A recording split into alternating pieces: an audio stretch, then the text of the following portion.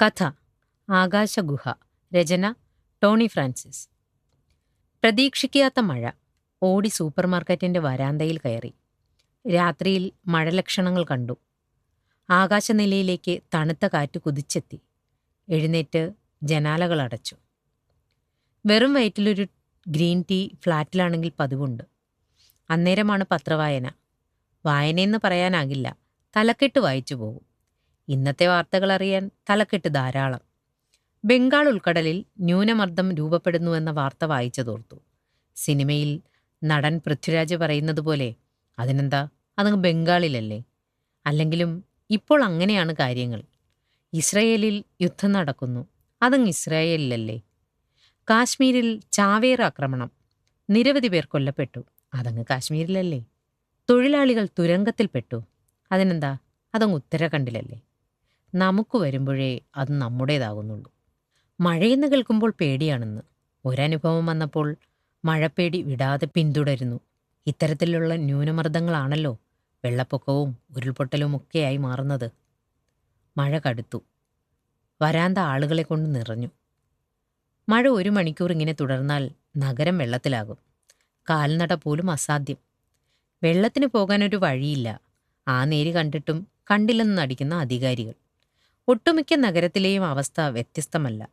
മഴക്കാലത്ത് ഇത്തരം വെള്ളം കയറിയ നഗരങ്ങൾ വാർത്തകളിൽ നിറഞ്ഞു നിൽക്കാറുണ്ട്. ഇവിടെ ഇപ്പോൾ പതിവ് കാഴ്ചയാണ്. പണ്ടെന്നോ പണിതൊരു ഓട റോഡോരത്തുണ്ട്. മണ്ണുകൊണ്ട് നിറഞ്ഞും പൊട്ടിപ്പൊളിഞ്ഞുമാണ് കിടപ്പ്. വെള്ളവും മാലിന്യവും ചേർന്ന് മഴക്കാലത്ത് ഓടയിൽ നിന്ന് ചാടുന്നത് നിത്യകാഴ്ച. തോർന്നാൽ അതിനേക്കാൾ ദുരിതം. ചാടിയ മാലിന്യം വഴിയോരത്ത് അടിഞ്ഞുകൂടി കിടക്കും. ദുർഗന്ധം വേറെ. മുനിസിപ്പാലിറ്റി അടിച്ചുവാരി കൊണ്ടുപോയാൽ നഗരവാസികളുടെ ഭാഗ്യം. ഗതികെട്ടൊരിക്കൽ പ്രതിഷേധവുമായി ചില സംഘടനകൾ തെരുവിലിറങ്ങി. മുനിസിപ്പാലിറ്റിയുടെ ഉറപ്പ് കിട്ടിയ ശേഷമാണ് അവർ പിൻവാങ്ങിയത്. ഒരു വേനൽക്കാലത്ത് മുനിസിപ്പാലിറ്റി ഓട വൃത്തിയാക്കാൻ ഇറങ്ങി. ദുർഗന്ധം കാരണം ഉദ്യോഗസ്ഥർ മൂക്കുപൊത്തി. കോൺക്രീറ്റ് കട്ടകൾ മാറ്റിയെടുത്തതും മാലിന്യം കണ്ടവരുടെ കണ്ണുതള്ളി. ചിലയിടങ്ങളിൽ മണ്ണുകൊണ്ട് ഓട നിറഞ്ഞു. ഫ്ളാറ്റുകളിലെയും ഹോട്ടലുകളിലെയും മാലിന്യങ്ങളായിരുന്നു അധികവും. 6 മാസത്തിൽ ഒരിക്കലെങ്കിലും വൃത്തിയാക്കണമെന്ന് അവിടെ കൂടിയവർ ഒന്നടങ്കം പറഞ്ഞു. ഞെട്ടിച്ചത് നഗരത്തിലെ തലയെടുപ്പുള്ള ഹോട്ടലുകളിലൊന്നായ ഊട്ടുപുരയുടെ മുന്നിലെ കോൺക്രീറ്റ് കട്ട ഇളക്കിയപ്പോൾ കണ്ട കാഴ്ച. കണ്ടവരും അറിഞ്ഞവരും മൂക്കത്ത് വിരൽ വെച്ചു. നോൺ വെജാണ് ഊട്ടുപുരയിലെ പ്രധാന ഭക്ഷണം. വൈകുന്നേരമായാൽ ഒന്നൊന്നര തിരക്കും. ഓർഡർ കൊടുത്ത് മണിക്കൂറുകളോളം ചിലപ്പോൾ നിൽക്കേണ്ടി വരും. ഭക്ഷണത്തിൽ പുതിയ പുതിയ പരീക്ഷണങ്ങൾ നടത്തുന്ന ഹോട്ടൽ എന്ന പേരുമുണ്ട്. പ്രശസ്തമാണ് അവിടുത്തെ നൂൽപ്പൊറോട്ടയും പോത്തുകറിയും. അങ്ങനെയുള്ളൊരു ഹോട്ടലാണ് ഞെട്ടിച്ചത്. ഓടയ്ക്കുള്ളിലേക്കൊരു പൈപ്പ് തള്ളി നിന്നു. അന്താളിപ്പിൽ ഉദ്യോഗസ്ഥരും പണിക്കാരും കൗണ്ടറിലുണ്ടായിരുന്ന യുവാവിനെ നോക്കി. അവൻ്റെ മുഖത്ത് പരിഭ്രമം. മുതലാളിയെ അന്വേഷിച്ചു. യുവാവ് കൈമലർത്തി. പൈപ്പിൻ്റെ ഉറവിടം തേടി അവർ ചെന്ന് നിന്നത് ഊട്ടുപുരയ്ക്ക് പിന്നിലുണ്ടായിരുന്ന കോൺക്രീറ്റ് ടാങ്കിനരികിൽ. ഷീറ്റ് എടുത്തു മാറ്റിയപ്പോൾ വൃത്തിഹീനമായിരുന്നു ഉള്ള്. അല്പം മുമ്പ് വരെ മാലിന്യം തള്ളിയിട്ടുണ്ട്. ടാങ്കിൽ നിന്ന് ഓടയോളം എത്തിയ പൈപ്പിന് മേൽ സംശയം തോന്നാത്ത വിധം തറയോട് പാകി വഴിയൊരുക്കി. തറയോട് കുത്തിയിളക്കി പൈപ്പ് മാറ്റി. ഹോട്ടൽ പൂട്ടി. കുറച്ചു ദിവസം അത് തന്നെയായിരുന്നു ചർച്ച. പത്രത്തിലും ലോക്കൽ ചാനലിലുമൊക്കെ വാർത്ത വന്നത് കാരണം നഗരത്തിന് പുറത്തേക്കും പഴിചാരൽ കൊഴുത്തു. ഇത്തരക്കാർക്ക് ഇങ്ങനെ തന്നെ വേണം. മറ്റുള്ളവർക്കും ഇതൊക്കെ പാഠമാകട്ടെ. ഒരുത്തനുമിനി ഇത്തരം ഏർപ്പാടിനിറങ്ങരുത്. പഴയ ഭക്ഷണം ചൂടാക്കി കൊടുത്താണ് പണമുണ്ടാക്കുന്നത്. അതും അന്വേഷിക്കണം. അത്തരത്തിലുള്ള വർത്തമാനങ്ങൾ ചൂടുപിടിച്ചു. മറ്റു ഹോട്ടലുകളിലും പരിശോധന നടന്നു. പഴകിയ ഭക്ഷണം കണ്ടെത്തിയെങ്കിലും ഊട്ടുപുരക്കാരുടേതുപോലൊരു അതിക്രമം എവിടെയും കണ്ടില്ല. ഇനി ആ ഹോട്ടൽ തുറക്കരുത്. കഠിനമായ ശിക്ഷ നൽകണം. പക്ഷേ 1 മാസം തികയും മുമ്പ് ഊട്ടുപുര വീണ്ടും തുറന്ന് പ്രവർത്തനം തുടങ്ങി, പൂർവാധികം ശക്തിയിൽ. മഴ നിൽക്കുന്ന ചേലൊന്നുമില്ല. കൈയടിച്ച് ഓട്ടോറിക്ഷയുടെ ശ്രദ്ധ ക്ഷണിച്ചു. ട്രെയിൻ വരാൻ നേരമായി. അല്ലെങ്കിൽ മഴ തോർന്നിട്ടേ പോകൂ. നടന്നു പോകാവുന്നുള്ള ദൂരമേ ഉള്ളൂ. ഈ ട്രെയിനിൽ പോകാനായില്ലെങ്കിൽ മീറ്റിങ്ങിൽ പങ്കെടുക്കാനാകില്ല. എന്തും സഹിക്കാം. ബിസിനസ്സിലുള്ള നഷ്ടങ്ങൾ വയ്യ. സ്റ്റേഷൻ പരിസരം മുഴുവൻ വെള്ളം കൊണ്ട് നിറഞ്ഞു. ഷൂ ഊരി പിടിച്ചാണ് ഇറങ്ങിയത്. ഓട്ടോറിക്ഷക്കാരൻ ചിരിച്ചു. എന്തായിരിക്കും ആ ചിരിയുടെ പൊരുളെന്നോർത്താണ് സ്റ്റേഷനിലേക്ക് കയറിയത്. 1/2 മണിക്കൂർ കൊണ്ട് മുട്ടോളം വെള്ളമായി. മുമ്പുണ്ടായ വെള്ളപ്പൊക്കമാണ് ഓർമ്മ വന്നത്. അന്നത്തെ കേരളക്കരയുടെ ഒത്തൊരുമയെക്കുറിച്ച് വടക്കേന്ത്യൻ സുഹൃത്തുക്കൾ പറഞ്ഞിട്ടുണ്ട്. ബിസിനസ് മീറ്റിങ്ങുകളുടെ ഇടവേളയിൽ അവിടെയുണ്ടായിരുന്ന മലയാളികളുടെ കൂട്ടത്തിൽ ലോകേഷ് മാത്രമായിരുന്നു രക്ഷാപ്രവർത്തനത്തിനിറങ്ങിയത്. അഭിമാനം തോന്നി. ഇനി അങ്ങനെ ഒരു വെള്ളപ്പൊക്കം ഉണ്ടാകാതിരിക്കാനുള്ള നടപടികൾ പിന്നീടുണ്ടായോ എന്ന ചോദ്യത്തിന് കൃത്യമായൊരു മറുപടി കൊടുക്കാൻ ലോകേഷിനായില്ല. അങ്ങനെ ഉണ്ടായോ? അരുതാത്തതെന്തെങ്കിലും ഉണ്ടാകുമ്പോൾ ഉണരുന്നൊരു കൂട്ടരുണ്ട്. ഒച്ചപ്പാടും ചർച്ചകളും ഒക്കെ ഉണ്ടാകും. വാർത്തകളിൽ നിന്ന് ആ വിഷയം പടിയിറങ്ങുമ്പോൾ അതൊക്കെ മറവിയിലൊതുങ്ങും. ഇനി ഉണരാൻ മറ്റൊരു ദുരന്തം വേണ്ടിവരും. നാട്ടിലെ സുഹൃത്തുക്കൾക്കൊപ്പമാണ് അന്ന് രക്ഷാപ്രവർത്തനത്തിന് ഇറങ്ങിയത്. അതൊരു തോന്നലായിരുന്നുവോ ഉൾവിളിയായിരുന്നുവോ എന്നൊന്നും അറിയില്ല. അതിനുശേഷം മഴ കടുക്കുമ്പോൾ ഉള്ളിൽ ഒരു പേടി ഉടലെടുക്കും. മറ്റൊരു കാരണം കൂടിയുണ്ട്. രക്ഷാപ്രവർത്തനം കഴിഞ്ഞ് മടങ്ങി വന്നതിന് പിന്നാലെയായിരുന്നു അച്ഛൻ്റെ മരണം. ആരോഗ്യവാനായിരുന്നു അച്ഛൻ. അങ്ങനെ പോകുമെന്ന് ഒരിക്കലും വിചാരിച്ചതല്ല. മണ്ണിൽ പണിയെടുക്കുന്ന മനുഷ്യൻ. വീടിനോട് ചേർന്നുള്ള 1 ഏക്കർ പറമ്പിലായിരുന്നു അച്ഛൻ്റെ അധ്വാനം. റിട്ടയർമെൻറ്റിന് ശേഷം മണ്ണിലേക്ക് ഇറങ്ങി. പച്ചക്കറി കൃഷി. ഇനിയെങ്കിലും ചുമ്മാതിരുന്നൂടെ എന്ന് ചോദിക്കുന്നവരോട് തൻ്റെ മാംസളമല്ലാത്ത ദേഹം തൊട്ടു കാണിക്കും.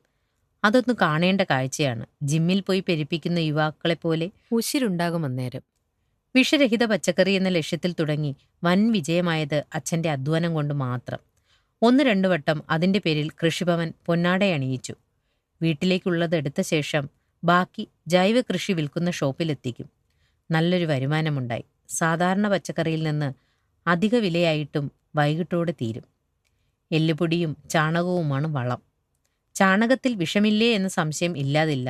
ഇന്ന് പുല്ലുമില്ല, കറ്റയുമില്ല. കൊടുക്കുന്നതൊക്കെ കാലിത്തീറ്റ എന്ന ലേബലൊട്ടിച്ചു വരുന്നതും. അതൊക്കെ ജൈവമാണെന്ന് എന്താണ് ഉറപ്പ്? ഇനി കന്നുകാലികളുടെ ആമാശയത്തിൽ കിടന്ന ദഹനപ്രക്രിയയിൽ ജൈവവളമായി തീരുമോ? ഭക്ഷണത്തിൽ പോലും മായം ചേർക്കുന്ന കാലം. അപ്പോഴാണ് ചാണകം ജൈവവളമാകുന്നത്. ചപ്പാത്തിയും പൊറോട്ടയും ഒക്കെ 5 ദിവസം കവറിൽ ഒരു കേടുപാടുമില്ലാതെ ഇരിക്കുന്നുണ്ടെങ്കിൽ എന്തൊക്കെ കെമിക്കലുകളാകും ചേർക്കുന്നത്? ചുമ്മാതാണോ ഒരു സാധാരണ പനി വരും പോലെ ക്യാൻസർ വീട് വീടാന്തരം കയറി വന്നത്? ജലദോഷവും പനിയുമായിട്ടായിരുന്നു തുടക്കം. നാട്ടുവൈദ്യം ഫലിച്ചില്ല. ചുക്കുകാപ്പിയും ആടലോടക കഷായവും പിണങ്ങി നിന്നു. മഴ നനഞ്ഞ് പറമ്പിൽ പണിയെടുത്തു. അതാദ്യമല്ല. ലോകേഷ് എത്തുമ്പോൾ മോശമായിരുന്നു അവസ്ഥ. വെച്ചോണ്ടിരിക്കാതെ ഹോസ്പിറ്റലിൽ പോകാൻ വിളിച്ചു. അങ്ങനെയൊരു ശീലമില്ലാത്തതുകൊണ്ട് ലോകേഷും ഗൗരവം കൊടുത്തില്ല. അമ്മ കുരുമുളകും ചുക്കും തല്ലിച്ചതച്ച് കൽക്കണ്ടം ചേർത്ത് നെല്ലിക്ക വലിപ്പത്തിലാക്കി കൊടുത്തു. ആ പ്രയോഗത്തിലും പനി വിട്ടില്ല. രാത്രി അമ്മ വന്ന് വാതിലിൽ മുട്ടി. അച്ഛന് തീരെ വയ്യെന്ന് പറഞ്ഞപ്പോൾ ഉത്കണ്ഠയായി.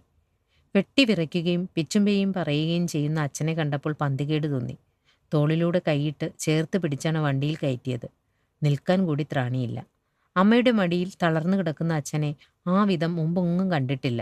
അമ്മയുടെ കൈത്തണ്ടയിൽ മുറുകെ പിടിച്ച അച്ഛൻ്റെ മുഖത്ത് കണ്ണീരിറ്റ് വീണപ്പോൾ അസ്വസ്ഥതയിൽ വണ്ടിയുടെ വേഗം കൂട്ടി. ന്യൂമോണിയ. മരിക്കാൻ എന്തെങ്കിലും കാരണം വേണമല്ലോ. കുറച്ചു ദിവസം സങ്കടം ഒരു കുമിളയായി നെഞ്ചിൽ വീർത്ത് കെട്ടിക്കിടന്നു. പഴയതുപോലെയാകാൻ അധികകാലമൊന്നും എടുത്തില്ല. അമ്മ ഒറ്റയ്ക്കായെന്നത് സത്യം. ഫ്ലാറ്റിലേക്ക് താമസം മാറിയ ശേഷം വല്ലപ്പോഴുമൊക്കെയാണ് വീട്ടിലെത്തുന്നത്. അമ്മയെ കൂടി ഫ്ലാറ്റിലേക്ക് കൂട്ടണമെന്നുണ്ട്. പക്ഷേ യാത്രകൾ കാരണം നടക്കാറില്ല. ഒരാഴ്ചയൊക്കെ കഴിഞ്ഞിട്ടാണ് പലപ്പോഴും മടക്കം. ഫ്ലാറ്റിലെത്തിയിട്ടും ഒന്നും ചെയ്യാനില്ല. കാത്തിരിക്കാൻ ആളില്ലാത്തവർ എവിടെയായാൽ എന്താണ്? ബന്ധുക്കളാണ് തറവാടിന് ചുറ്റും. അതുകൊണ്ട് അമ്മ ഒപ്പം വരാൻ സാധ്യത കുറവാണ്. അച്ഛൻ്റെ ഓർമ്മകൾ നിലനിൽക്കുന്നിടത്തു നിന്ന് അമ്മ ചെല്ലില്ലെന്ന മുൻവിധിയിലായിരുന്നു ലോകേഷ്. എല്ലാവരും അങ്ങനെയൊക്കെ ആവും. ജീവിക്കുന്ന പരിസരം വിട്ടു പോകുമ്പോൾ ഒരു അനാഥത്വം രൂപപ്പെടുന്നുണ്ടാകും. പക്ഷേ നഗരത്തിൽ ഫ്ലാറ്റ് വാങ്ങി താമസം മാറുമ്പോൾ അങ്ങനെയൊന്നും ലോകേഷിന് തോന്നിയില്ല. അത്തരത്തിലുള്ള വികാരങ്ങളൊന്നും സ്പർശിച്ചില്ല. നാട്ടിലാണെങ്കിൽ എടുക്കാൻ പറ്റാത്തത്രയും കുരുക്കുകളുണ്ട്. ഇടയ്ക്കിടെ കയറി വന്ന് സ്വകാര്യത നശിപ്പിക്കുന്ന ബന്ധുക്കൾ, ഉത്സവ പിരിവുകാരും പള്ളിപ്പെരുന്നാളുകാരും, കല്യാണം കൂടൽ, പെരകയറ്റം, നൂലുകെട്ട്, അങ്ങനെ എന്തെല്ലാം. ഇവിടെ ആ ശല്യങ്ങളൊന്നുമില്ല. ചോദിക്കാനും പറയാനും ആരുമില്ലാത്ത ലോകം. 2 മാസം മുമ്പ് വീട്ടിൽ ചെന്നപ്പോഴാണ് അമ്മയുടെ പരിഭവം. മടങ്ങി വരുവോളം പിന്തുടർന്നത് മറ്റൊന്നുമല്ല. പഴയതിനേക്കാൾ ലോകേഷ് ശോഷിച്ചു. നേരത്തും കാലത്തും ഒന്നും കഴിക്കുന്നില്ല. ആരാ അവിടെ വെച്ചു വിളമ്പിത്തരാൻ? അങ്ങനെ പരിഭവങ്ങളുടെ കെട്ടഴിച്ചു. അമ്മയെ നോക്കേണ്ട കാലത്താണ് ഈ പരിഭവം. സത്യത്തിൽ ലോകേഷിന് തന്നോട് തന്നെ പുച്ഛം തോന്നി. അമ്മയ്ക്കാണെങ്കിൽ പ്രഷർ, ഷുഗർ, കൊളസ്ട്രോൾ, അങ്ങനെ ജീവിതശൈലി രോഗങ്ങളൊക്കെയുണ്ട്. മറ്റെന്തെങ്കിലും രോഗങ്ങളുണ്ടോ എന്നറിയില്ല. ചോദിച്ചിട്ടില്ലെന്നുള്ളതാണ് സത്യം. അതിവൈകാരികത ഒരിക്കലും അവനെ സ്പർശിച്ചിട്ടില്ല. യാത്രകളല്ലേ അമ്മേ, ഭക്ഷണം കൂടുതലും പുറത്തു നിന്നും. ആ സ്നേഹപരിഭവത്തിന് മുന്നിൽ അമ്മയെ ചേർത്തു പിടിച്ചു. ഇനി എന്തായാലും നീ ഒറ്റയ്ക്ക് അവിടെ കഴിയണ്ട. ഞാൻ കൂടി വരാം. വായ്ക്ക് രുചിയായിട്ട് എന്തെങ്കിലും ഉണ്ടാക്കിത്തരാം. അമ്മയെ ഇമയനക്കാതെ നോക്കി. ഇത്രയും കാലത്തിനിടയിൽ അമ്മയെ ഒരിക്കൽ പോലും ഫ്ലാറ്റ് കാണാനായിട്ട് പോലും കൊണ്ടുപോയിട്ടില്ല. അവ്യക്തമായൊരു കുറ്റബോധം വിമ്മിഷ്ടപ്പെടുത്തിയതുകൊണ്ടാകും ലോകേഷ് പറഞ്ഞ്, അമ്മയ്ക്ക് അവിടെ പിടിക്കുമെന്ന് തോന്നുന്നില്ല. എന്തായാലും ഇനി വരുമ്പോൾ അമ്മയെ ഉറപ്പായും കൊണ്ടുപോകും. അവിടെ കുറച്ചുകൂടി സെറ്റാക്കാനുണ്ട്. അമ്മയെ കൊണ്ടുവന്നു. പക്ഷേ അപ്പോഴും അമ്മ ഫ്ലാറ്റിൽ എങ്ങനെ ഒറ്റയ്ക്ക് കഴിയുമെന്ന ചിന്ത അലോസരപ്പെടുത്തി. 28 നിലയുള്ള ബിൽഡിങ്ങിലെ 19 നിലയിലെ ഫ്ലാറ്റ്. അമ്മയെപ്പോലൊരാൾക്ക് താഴെ എത്തണമെങ്കിൽ ലിഫ്റ്റ് തന്നെ ശരണം. അമ്മയ്ക്കാണെങ്കിൽ ലിഫ്റ്റിൽ കയറുന്നതിനെക്കുറിച്ച് പറയുമ്പോഴേ ജീവൻ പോയതുപോലെ. വന്ന ദിവസം കുറച്ചൊന്നുമല്ല ബുദ്ധിമുട്ടിയത്. മുകളിലെത്തിയെന്ന് പറഞ്ഞാൽ മതി. ഫ്ലാറ്റിലെത്തിയ അമ്മ തളർന്നു വീണു. ദീർഘനിശ്വാസം വിട്ടു. ആകെ പരിഭ്രമിച്ചു. ശ്വാസം നിലച്ചു പോകുമോ എന്നുവരെ സംശയിച്ചു. അമ്മയെ ചേർത്ത് പിടിച്ച് പുറംതിരുമ്മി. ഇതെന്താടാ മോനെ, ആകാശഗുഹയോ? 2 വട്ടം ഞാൻ ഇതിലൂടെ കയറി ഇറങ്ങിയാൽ ശ്വാസം മുട്ടി നിന്റെ അച്ഛൻ്റെ അടുത്തെത്തും. ആയിപ്പ് നിർത്തി അമ്മ സംസാരിച്ചു തുടങ്ങിയപ്പോൾ ലോകേഷ് ദീർഘനിശ്വാസം ഉതിർത്തു. ഫ്ലാറ്റ് വാങ്ങിയ ശേഷം അച്ഛൻ ഇടയ്ക്കിടെ പറയാറുണ്ടായിരുന്നു, ഈ അവസാന കാലത്ത് എങ്ങനെയാടാ ആകാശത്തോട്ട് കയറിപ്പോകുന്നതും താമസിക്കുന്നതും. ഞങ്ങൾ എന്തായാലും നീ പ്രതീക്ഷിക്കണ്ട. സമാധാനത്തോടെ കണ്ണടയ്ക്കണമെന്നാണ് ആഗ്രഹം. ഒറ്റപ്പെട്ട ജീവിതം ആഘോഷിക്കുന്നവരാണ് ആ ബിൽഡിങ്ങിലുള്ളവർ. പരസ്പരം കാണാൻ സമയമില്ലാത്തത് കൊണ്ടാണോ അതോ അങ്ങനെയൊരു കൾച്ചർ കാലത്തിനനുസരിച്ച് രൂപപ്പെട്ടതാകും. നാടും നാട്ടുകാരുമൊക്കെയായി ചേർന്ന് ജീവിക്കുന്ന അമ്മയ്ക്ക് ഇവിടെ ഒറ്റപ്പെട്ട് എങ്ങനെ കഴിയാനാകും? ആ വേവലാതി കുറച്ചു ദിവസം അവനോടൊപ്പം കൂടി. പൊരുത്തപ്പെടുകയാണെങ്കിൽ കഴിയട്ടെ എന്ന വിചാരത്തിൽ സമാധാനിച്ചു. വിവാഹം കഴിച്ചിരുന്നെങ്കിൽ അമ്മയ്ക്കൊരു കൂട്ടാകുമായിരുന്നുവെന്ന് ചിലപ്പോഴൊക്കെ തോന്നാറുണ്ട്. അച്ഛനുണ്ടായിരുന്നെങ്കിൽ ഇതിനകം എവിടെയെങ്കിലും പിടിച്ചു കുരുക്കുമായിരുന്നു. ട്രെയിനിൽ തന്നെ മടങ്ങി വരണമെന്ന് വിചാരിച്ചിട്ട് നടന്നില്ല. ഇന്നലത്തെ മീറ്റിംഗ് കഴിഞ്ഞപ്പോൾ വൈകി. അതിൻ്റെ ബാക്കി ഇന്നും തുടർന്നു. കഴിഞ്ഞ രാത്രി കമ്പനി ചിലവിലുള്ള ഫ്ലാറ്റിൽ കൂടി. മഴ കാരണം രാത്രി മദ്യശാലയിലേക്ക് കയറി. പരിചയക്കാരുണ്ടായിരുന്നതുകൊണ്ട് ഇറങ്ങാൻ വൈകി. അമ്മയെ വിളിക്കാനും മറന്നു. അത് പതിവാണ്. അമ്മയ്ക്കതിൽ പരിഭവമില്ല. തിരക്കൊഴിയുമ്പോൾ വിളിച്ചാൽ മതിയെന്ന് പറഞ്ഞ് സമാധാനിപ്പിക്കും. ഫ്ലാറ്റ് വിട്ടാൽ പിന്നെ അമ്മയുടെ കാര്യം മറക്കും. രാവിലെ വിളിക്കാമെന്ന തീരുമാനത്തിൽ ഉറങ്ങി. ധൃതിയിലാണ് എല്ലാ പുലർച്ചെയും വൈകി എഴുന്നേൽക്കുന്നത് തന്നെ കാരണം.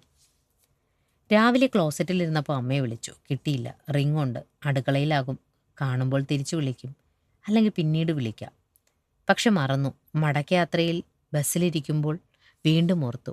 അപ്പോഴും രാവിലെ ഉണ്ടായത് ആവർത്തിച്ചു. ബാത്റൂമിലാകും. എന്തായാലും വീട്ടിലേക്കാണല്ലോ. ക്ഷീണവും മഴയുടെ സുഖമുള്ള തണുപ്പും കാരണം മയങ്ങി. ഉണർന്നപ്പോൾ ഫ്ലാറ്റ് എത്താൻ 2 കിലോമീറ്റർ ബാക്കി. വൈകി എത്താറുള്ളതുകൊണ്ട് ചാവി ഒരെണ്ണം ബാഗിലുണ്ട്. ഒട്ടുമിക്ക ദിവസവും നോക്കിയിരുന്ന് അമ്മ ഉറക്കമായിട്ടുണ്ടാകും. വാതിൽ തുറന്നു കയറി. ഞെട്ടി. കൂരിരുട്ട്. ഉറക്കമായാലും വെളിച്ചം കെടുത്തുന്ന പതിവ് അമ്മയ്ക്കില്ല. ധൃതിയിൽ വെളിച്ചത്തിനായി ഭിത്തിയിൽ കൈയെത്തി. സന്ധ്യയ്ക്ക് മുമ്പ് ലൈറ്റിടുന്ന അമ്മയ്ക്കിതെന്തു പറ്റി? ഹാളിൽ നിറഞ്ഞ വെട്ടത്തിൽ അമ്മയെ കണ്ടില്ല. മുറികളിലും വെട്ടമില്ല. ഫ്ലാറ്റ് നിറയെ ഒരു സ്തംഭനാവസ്ഥ നിലകൊള്ളുന്നുണ്ടെന്ന് തോന്നി. അടുക്കളയിൽ വെട്ടമുണ്ട്. ചെന്ന് നോക്കി. ഞെട്ടി ഒരടി പിന്നിലേക്ക് മാറി. പെരുവിരലിൽ നിന്നൊരു വിറ ശിരസോളം എത്തി. ദേഹം തളരുന്നതുപോലൊരു തോന്നൽ. ഫ്ലാറ്റ് മുഴുവനായും അന്ധകാരത്തിൽ മുങ്ങിപ്പോയൊരു പ്രതീതി. ഭിത്തിയിൽ ചാരി നിന്ന് ചിതറിയ പച്ചക്കറികൾക്കിടയിൽ കിടക്കുന്ന അമ്മയെ നോക്കി. നില തെറ്റി ഊർന്ന് നിലത്തിരുന്നു. അമ്മയുടെ മൂക്കിൽ നിന്നും വാർന്ന ചോര തവിട്ട് നിറമുള്ള വൃത്തം വരച്ചു. എത്ര നേരം അങ്ങനെ ഇരുന്നെന്നറിയില്ല. ഇരുളും ഏകാന്തതയും ഇഴുകിച്ചേർന്ന് കനത്തതുപോലൊരു നിശബ്ദതയായിരുന്നു അവിടെ. സ്ഥലകാല ബോധമുണ്ടായപ്പോൾ അമ്മയ്ക്കരികിലേക്ക് നീങ്ങി. വിറകരം തിരിച്ചറിഞ്ഞു. ഇനി അമ്മയില്ല. ഇന്നലെയാകണം മരണം. ദുർഗന്ധമില്ല. പക്ഷേ പൊന്തനീച്ചകൾ മൂളിപ്പറക്കുന്നുണ്ട്. അതിലൊന്ന് അമ്മയുടെ മൂക്കിൻ തുമ്പിൽ ഇടയ്ക്കിടെ പറന്നിരുന്നു. ശവഗന്ധം അറിഞ്ഞെത്തിയ അതിഥികൾ. പച്ചക്കറി അരിയുമ്പോഴാകണം സംഭവിച്ചത്. പച്ചക്കറികൾക്കിടയിൽ പിച്ചാത്തിയുണ്ട്. പതർച്ചയിൽ നിന്ന് എഴുന്നേൽക്കാൻ സമയമെടുത്തു. മനസ്സിൻ്റെ ആജ്ഞകളെ അനുസരിക്കാൻ ദേഹം മടിച്ചു. വരണ്ട ചുണ്ടുകൾ ഒരു തുള്ളി വെള്ളത്തിനായി വെമ്പൽ കൊണ്ടു. സങ്കീർണമായ ജീവിത സമസ്യയുടെ മുന്നിൽ നിസ്സഹായനായി പോയൊരാളെപ്പോലെ ഒന്നനങ്ങാനാകാത്ത വിധം തറഞ്ഞുപോയി. അമ്മയുടെ തുറന്ന കണ്ണുകളിൽ എപ്പോഴുമുള്ള ആർദ്രത മരണശേഷവും ആഴത്തിലുള്ളതായി തോന്നി. തെറ്റുകാരൻ്റെ മനസാക്ഷി കുത്തോടെ ദയനീയമായി നോക്കി. അമ്മയെ ഒറ്റയ്ക്കാക്കി പോകരുതായിരുന്നു. ഏതോ ഒരു നിമിഷത്തിൽ ബാഗുമെടുത്ത് എഴുന്നേറ്റു. ഫ്രിഡ്ജിൽ നിന്ന് തണുത്ത വെള്ളമെടുത്ത് മടമടാ കുടിച്ചു. ഭിത്തിയിൽ ചാരി കണ്ണടച്ച് മനസ്സിനെ നിയന്ത്രണത്തിൽ കൊണ്ടുവന്നു. ബാഗ് വെച്ച് എന്തോ ഓർത്തിട്ടെന്ന പോലെ ധൃതിയിൽ ഭിത്തിയിൽ തൂക്കിയിരുന്ന കലണ്ടറിന് മുന്നിൽ ചെന്ന് നിന്നു. ചുവന്ന മഷി കൊണ്ട് അടയാളപ്പെടുത്തിയ ദിവസങ്ങളുള്ളൊരു ആഴ്ചയാണ് മുന്നിലുള്ളത്. ഒഴിച്ചുകൂടാനാകാത്ത ബിസിനസ് മീറ്റിങ്ങുകളുള്ള ദിവസങ്ങൾ. കട്ടിലിൽ ചെന്നിരുന്ന് അസ്വസ്ഥതയിൽ നെറ്റിയൊഴിഞ്ഞു. ഫാൻ സ്പീഡിൽ കറങ്ങിയിട്ടും വിയർത്തു. മനസ്സിൻ്റെ പിരിമുറുക്കത്തിൽ നിന്ന് മോചിതനാകാതെ കുമ്പിട്ടിരുന്നു. അറിയിക്കേണ്ടവരെയൊക്കെ അറിയിച്ചാൽ 16 വരെ മറ്റെങ്ങോട്ടും പോകാനാവില്ല. ഇവിടെ ശ്മശാനത്തിൽ ദഹിപ്പിക്കാം. പക്ഷേ അച്ഛനരികിൽ കിടക്കണമെന്നായിരുന്നു അമ്മയുടെ എന്നത്തെയും ആഗ്രഹം. അക്കാര്യം ബന്ധുക്കളോടൊക്കെ പലപ്പോഴും പറയാറുണ്ട്. ലോകേഷ് മറന്നു പോകാതിരിക്കാൻ എന്ന വിധം ഫ്ലാറ്റിലെത്തിയ ശേഷവും സംസാരത്തിനിടയിൽ അക്കാര്യം ഓർമ്മിപ്പിക്കും. അപ്പോഴെല്ലാം ലോകേഷ് അമ്മയെ ചേർത്ത് പിടിക്കും. എന്നിട്ട് പറയും, എൻ്റെ കല്യാണക്കുട്ടി അത്ര വേഗമൊന്നും പോവില്ലെന്നേ. അതൊന്നും നിശ്ചയിക്കുന്നത് നമ്മളല്ലല്ലോ. ശരിയാണ്, ഉയിർ ആരുടെയും കയ്യിലല്ല. അതാണല്ലോ ഇപ്പോൾ സംഭവിച്ചത്. അമ്മ മരിച്ച വിവരം പുറത്തറിഞ്ഞാലുണ്ടാകുന്ന സാമ്പത്തിക നഷ്ടത്തെക്കുറിച്ചാണ് ലോകേഷിൻ്റെ വേവലാതി. ചിന്തിക്കാൻ കൂടി വയ്യ. ഒരു കാരണവശാലും വരും ദിവസങ്ങളിലെ മീറ്റിംഗ് ഉപേക്ഷിക്കാനാവില്ല. അമ്മ വന്നത് വലിയ സഹായമൊക്കെ തന്നെ. ഭക്ഷണം തന്നെയായിരുന്നു പ്രധാനം. എന്തെങ്കിലും കാട്ടിക്കൂട്ടി കഴിക്കുന്നതും പാടേ മാറി. അതിൻ്റെ മാറ്റം ശരീരത്തും കണ്ടു തുടങ്ങി. ക്ഷീണിതനായി വരുമ്പോൾ രുചിയുള്ള ഭക്ഷണം മേശമേൽ കിട്ടിയാൽ അതിനേക്കാൾ മറ്റൊരു സുഖം വേറെന്തുണ്ട്? അതും സ്നേഹം നിറച്ച്. അതൊക്കെ ഇട്ടെറിഞ്ഞ് അമ്മ ഇത്ര വേഗം പോകുമെന്ന് ആരറിഞ്ഞു? എന്തു ചെയ്യണമെന്നൊരു ഊഹവുമില്ലാതെ തലയ്ക്കടിച്ച് സ്വയം പഴിച്ചു. ബുദ്ധിപരമായൊരു തീരുമാനത്തിലെത്തേണ്ടിയിരിക്കുന്നു. സമയം അതിൻ്റെ തേർവലിക്കൊരു വിഘ്നവും വരുത്താതെ നീങ്ങിയപ്പോൾ അമ്മയ്ക്കരികിലേക്ക് ഉറുമ്പുകൾ ഇഴഞ്ഞെത്തി. പുകഞ്ഞു പുകഞ്ഞ് തല വെട്ടിപ്പിളർക്കുന്ന പുകച്ചിൽ. ഒരാശയത്തിനായി വീണ്ടും വീണ്ടും പുകച്ചു. എന്തു ചെയ്യണമെന്നൊരു ഊഹവുമില്ലാതെ ഇതുവരെ ഇല്ലാത്തൊരു ഭയം നാവിൽ കൂടി ദഹനനാളിയിലൂടെ ശരീരത്താകെ ഒരു തരിപ്പായി പടർന്നു. ഏതോ വിദൂര വൻകരയിൽ എത്തിപ്പെട്ട അവസ്ഥ. ബിസിനസ് ടൂർ കഴിയുന്നതുവരെ ബോഡി സൂക്ഷിക്കാനൊരിടം. മൊബൈൽ മോർച്ചറിയാവാം. പക്ഷേ അത് ശരിയാവില്ല. മറ്റു ഫ്ലാറ്റിലുള്ളവർ അറിയും. നഗരത്തിൽ ഹോസ്പിറ്റലുകളുണ്ട്, മോർച്ചറിയും. അവിടേക്ക് കൊണ്ടുപോകാനാവില്ല. ആരും അറിയരുത്. സൂക്ഷിക്കുകയും വേണം. തല പുകഞ്ഞു. തീ പാർന്നുവെന്ന് തോന്നിയപ്പോൾ നോട്ടം ഫ്രിഡ്ജിലുടക്കി. ഒരാശയം രൂപപ്പെട്ടു വരുന്നുണ്ടല്ലോ എന്നൊരു ഉൾവിളി. അമ്മ ഫ്ലാറ്റിലേക്ക് വരാൻ തീരുമാനിച്ചപ്പോഴാണ് നേരത്തെ ഉണ്ടായിരുന്ന ഫ്രിഡ്ജ് മാറ്റി വലുതൊരെണ്ണം വാങ്ങിയത്. അതിപ്പോൾ അവൻ്റെ കണ്ണുകളിലെ തിളക്കത്തിന് കാരണമായി. അവസരത്തിന് കിട്ടിയൊരു നിധി. കൂടുതലൊന്നും ആലോചിക്കാൻ നിന്നില്ല. തീരുമാനം തിരുത്തപ്പെട്ടാലോ എന്ന പേടി. മനസ്സല്ലേ, ഒരിടത്തും ഉറച്ചു നിൽക്കില്ല. ഫ്രിഡ്ജ് തുറന്നു വീക്ഷിച്ചു. വിലയിരുത്തും വിധം മതി എന്നുറപ്പിച്ച് അതിലുണ്ടായിരുന്ന സാധനങ്ങളൊക്കെ മാറ്റി. ബാക്കി വരുന്ന ഭക്ഷണങ്ങളൊന്നും അമ്മ ഫ്രിഡ്ജിൽ സൂക്ഷിക്കാറില്ല. അങ്ങനെ ബാക്കി വരുന്നതും അപൂർവം. ആവശ്യത്തിന് മാത്രമേ ഭക്ഷണം ഉണ്ടാക്കൂ. അച്ഛൻ്റെ കർക്കശമായ ഇടപെടലാണ് അങ്ങനെ ശീലിക്കാൻ കാരണം. ഫ്രിഡ്ജിൻ്റെ തട്ടുകൾ ഇളക്കി മാറ്റി വൃത്തിയായി കഴുകിയ ശേഷം പതിയെ ചരിച്ച് കരുതലോടെ മാർബിൾ വിരിച്ച നിലത്ത് കിടത്തി. 4-5 മാറി നിന്ന് വീക്ഷിച്ചു. തൻ്റെ ബുദ്ധിയിൽ ലോകേഷ് അഭിമാനം കൊണ്ടു. അമ്മയുടെ വസ്ത്രങ്ങൾ മാറ്റി. വെള്ളമുണ്ടും ബ്ലൗസും. മുഖം നന്നായി തുടച്ചു. മൂക്കിൽ പഞ്ഞി തിരുകി. കൈകാലുകൾ കൂട്ടിക്കെട്ടി. തുറന്നിരുന്ന വായ അടയ്ക്കാനായി കഴുത്തിലൂടെ തുണിയിട്ട് ഉച്ചിയിൽ കെട്ടി. പ്രമേഹ രോഗിയായിരുന്ന അമ്മയുടെ ശുഷ്കിച്ച ദേഹത്തിന് ആ ഫ്രിഡ്ജ് അധികമായിരുന്നതുകൊണ്ട് ബുദ്ധിമുട്ടൊന്നും ഉണ്ടായില്ല. കരുതലോടെ കിടത്തിയ ശേഷം എല്ലാം കൃത്യമാണോ എന്ന് പരിശോധിച്ചു. തൃപ്തനായപ്പോൾ ഫ്രിഡ്ജ് അടച്ച് സ്വിച്ച് ഓൺ ചെയ്തു. ആശ്വാസത്തിൽ നെടുവീർപ്പിട്ടു. ഒരാഴ്ച. അത് കഴിഞ്ഞാൽ അറിയിക്കേണ്ടവരെ അറിയിക്കാം. പൊടുന്നനെ ഒരു സന്ദേഹം ഉടലെടുത്തു. ഫ്രിഡ്ജ് പണിമുടക്കുമോ? ആലോചിച്ചപ്പോൾ അതിനും ആശ്വാസമായി. നേരത്തെ ഉണ്ടായിരുന്ന ഫ്രിഡ്ജ് കിലോ കണക്കിന് മാംസം സൂക്ഷിച്ചിരുന്നു. ഒന്നും സംഭവിച്ചിരുന്നില്ല. ഇതിപ്പോൾ പുതിയ ഫ്രിഡ്ജ്, അതിനേക്കാൾ ഏറെ ശക്തവും. അടുക്കളയിൽ കയറി ഒരു ബുദ്ധിമുട്ട് ഒഴിവായി കിട്ടിയ സമാധാനത്തിൽ കോഫിക്ക് വെള്ളം വെച്ചു.